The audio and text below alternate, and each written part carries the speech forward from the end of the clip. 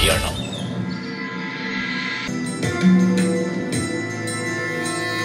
எனக்குள் ஒரு கேள்வி, அது என் மனதை நெருடிக் கொண்டிருக்கிறது. அது பற்றி தங்களிடம் நான் கேட்கலாமா? கேளுங்கள் மகாராணி. ஒவ்வொருவர் வாழ்விலும் பெற்றவர்கள் செய்த பாவ புண்ணியம் பிள்ளைகளை சேரும் என்று சொல்வார்கள். நான் என்ன பாவம் செய்து விட்டேன்? என்னுடைய மகன் ராமனும் என் மருமகள் சீதையும் எதற்காக வனம் சென்றார்கள்? மகாராணி, உங்களுடைய இந்த கேள்விக்கு அந்த இறைவனால் கூட பதில் கூற முடியாது.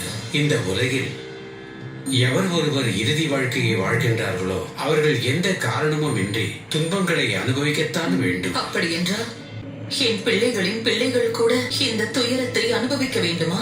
இந்த உலகத்தில் வாழும் அனைத்து உயிரினங்களையும் சூரிய தேவனின் மகளான ஷஷ்டியால் எழுதப்படுகிறது. நீங்களோ அந்த சூரிய தேவனின் வம்ச வழி வந்தவர்கள். உங்களுடைய மருமகள்கள் உங்கள் முன்னோரான சூரியனையும் அவருடைய மகளான ஷஷ்டியை வணங்கினால் வரக்கூடிய காலத்தில் அவர்களுக்கு பிறக்கும் குழந்தைகளின் எதிர்காலம் வளங்களோடு வாழ்வாங்கு வாழ்வார்கள். இந்த அரண்மனையில் தொட்டில்கள் ஆடும், மழலையின் சத்தம் கேட்கும். முனிவர் அவர்களே, நீங்கள் கூறியது போல் நாங்கள் நால்வரும் அன்னையை வணங்குவோம். இதை என்றும் நான் மறக்க மாட்டேன். இன்னும் 2 தினங்களில் இளவரசர் ராமனுக்கு முடிசூட்டு விழா நடக்க உள்ளது. வெகு சிறப்பாக நடக்க உள்ள அந்த பொன்னாளை சிறப்பிக்க மக்கள் அனைவரும் ஒன்று திரண்டு வாருங்கள்.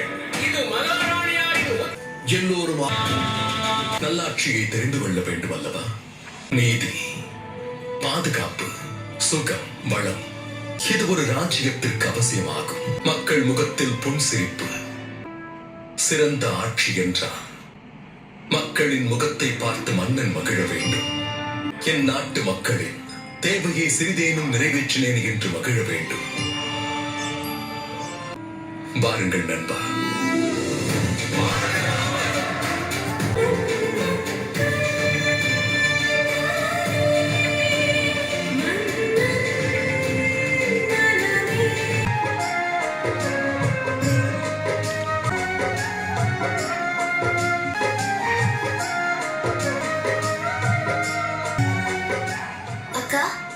நம் பாதங்களுக்கு சிரமம் உண்டாகாமல் இருக்க உங்களுடைய அனுமன் நமக்கு சேவை புரிகிறார்.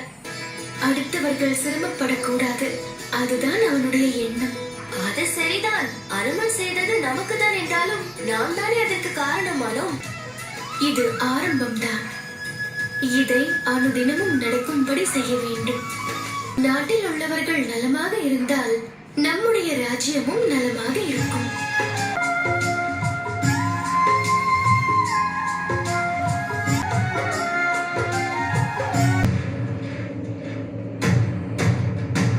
பார்க்க வேண்டும் என்று இத்தனை வருடங்களாக காத்திருந்தேனோ, அவற்றை இன்று பார்த்து விட்டேன்.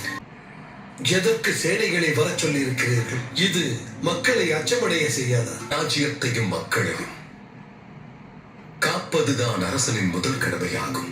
ஒவ்வொருவரும் அவர்களுடைய பணிகளை தைரியத்தோடும் ஆற்றலோடும் செய்வார்கள்.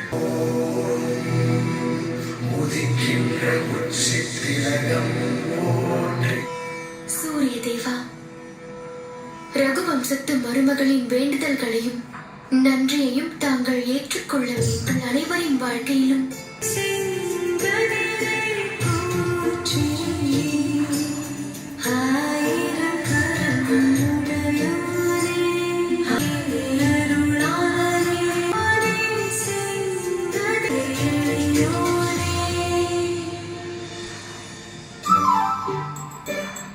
இந்த வேலையை செய்தது வெளியில் வந்து விடுங்கள்.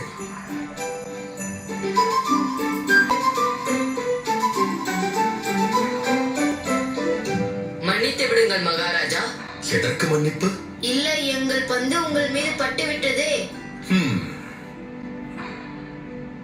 அதற்கு தண்டனை கிடைத்தே தீரும். எங்கு விளையாடினாலும் உங்களால் ஒருவருக்கும் இடையூறு உண்டாக கூடாது. என்ன புரிந்து கொண்டீர்களா? புரிந்து கொண்டோம் அரசே. அப்படியானால் தண்டனையை தருகிறேன். கைகளை நீட்டுங்கள். உங்கள் இருவரில் யார் வேகமாக ஓடுகிறீர்கள் என்று பார்க்கலாம். எடுங்கள். இவர்களுக்கு பொருள் அளித்தீர்கள். இது உங்களுடைய செல்வாக்கை காட்டுவது போல் தெரிகிறது. அரசன் அவனிடம் இருக்கும் செல்வங்களை எடுத்துக் கொடுத்தால் மக்களுக்கு அவர்கள் நாட்டின் மீது அக்கறை அதிகரிக்கும் நண்பா. ஒரு அரசன் அவனிடம் இருக்கும் செல்வங்கள் அவனுக்கு மட்டுமே உரியது என்று நினைத்தால் தீமை உண்டாகும். மக்கள் கர்வப்படுவதும் அரசனை மதிப்பதும் தான் சிறந்த ராஜ்யத்திற்கு அழகு. அரசன் அவனிடம் இருக்கும் செல்வ செழிப்பை எண்ணி கர்வம் கொள்ளக்கூடாது. அதை மக்கள் நலனுக்கு பயன்படுத்த வேண்டும்.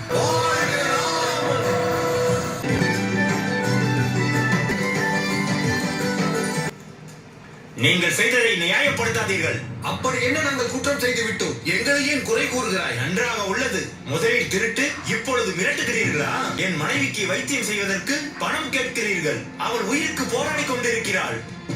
சாத்திரம் படித்த என்னை பார்த்து நீ அப்படி ஒரு வார்த்தையை சொல்லி இருக்கவே கூடாது. இந்த கட்டைகளை நாங்கள் வேள்விக்கு எடுத்து செல்கிறோம். அருங்கள் நண்பரே, நீ மன்னிப்பு கேட்டே ஆக வேண்டும். வணங்குகிறேன் மன்னா.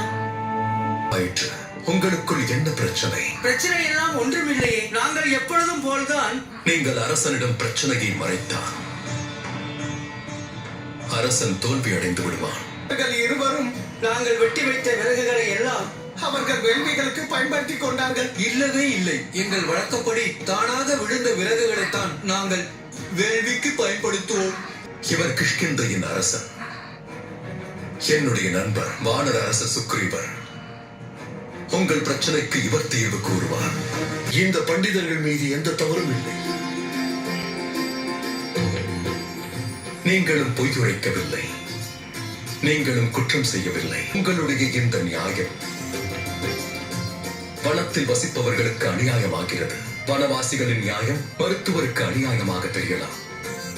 அதனால் இவர்களுக்கு புது கோடாலியை நாங்கள் தருகிறோம். இதுவே நீங்கள் இல்லாத பொழுது இப்படி நடந்தால் நீங்கள் என்ன செய்வீர்கள்? அவசியம் உள்ளவர்களுக்கு முதலில் உதவி செய்திடுவோம்.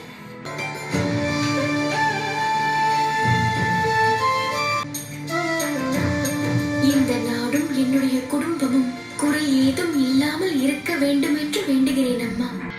அங்கு பிரபு ராமர், அதோடு இங்கு தாய் சீதா உலகத்திற்கு வாழ்க்கை பாடத்தை கற்றுக் கொடுக்கிறார்கள். இந்த குறைந்த காலத்தில் நிறைய கற்றுக்கொண்டேன்.